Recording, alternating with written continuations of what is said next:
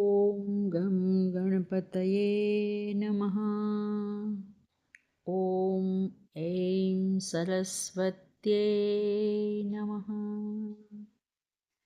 विदुर नीति में एकः संपन्नमश्नाति 46वें श्लोक से लेकर एको धर्मः परम श्रेय 57वें श्लोक तक एक की बात हो रही थी।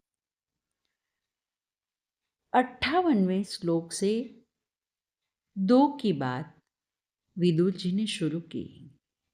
उसके अंतर्गत कल हमने राजा और ब्राह्मण की बात की।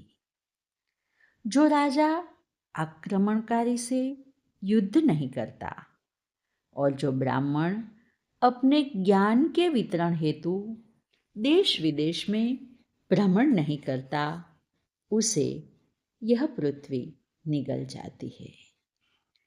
इसी दो की श्रृंखला में विदुर जी आगे कहते हैं, द्वै कर्मणि नरः कुर्वन्न अस्मिन् लोके विरोचते अब्रुवन् पुरुषं किंचित् असतो न चर्यस्तथा।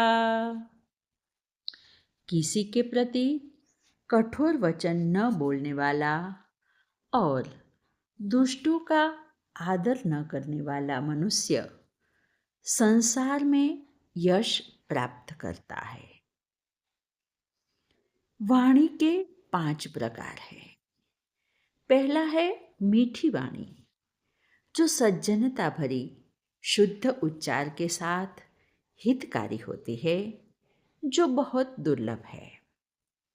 दूसरी वाणी मीठी तो होती है, पर अपने स्वार्थ को साधने के लिए मीठा बोला जाता है। तीसरी है कटु वाणी। कई लोग बात तो सच्ची कहते हैं, पर उनका बात करने का तरीका बहुत कटु होता है। और चौथी ऐसी कटुवाणी लोग बोलते हैं जो किसी दूसरे को नीचा दिखाने के लिए प्रयोग किया जाता है। और 5वीं और बहुत ही दुर्लभ वाणी है सत्य, तथ्य और पथ्य वाली वाणी। इसीलिए हमारे शास्त्रों में कहा गया, सत्यम ब्रूयात् प्रियम ब्रूयात्। ऐसी वाणी बोलने वाला मनुष्य संसार में यश को प्राप्त करता है। और यहाँ दूसरी बात विदुर जी कहते हैं कि जो लोग गलत करने वाले हैं, दुष्ट है, ऐसे लोगों का महिमा मंडन नहीं करना चाहिए। ऐसे लोगों का महिमा मंडन करने से व्यक्ति का स्वयं अपना सम्मान खो जाता है। और फिर आगे कहते हैं, द्वाविमो पुरुष व्याघ्र पर प्रत्ययकारिणौ स्त्रियः कामित कामिन्यो लोकः पूजित पूजक।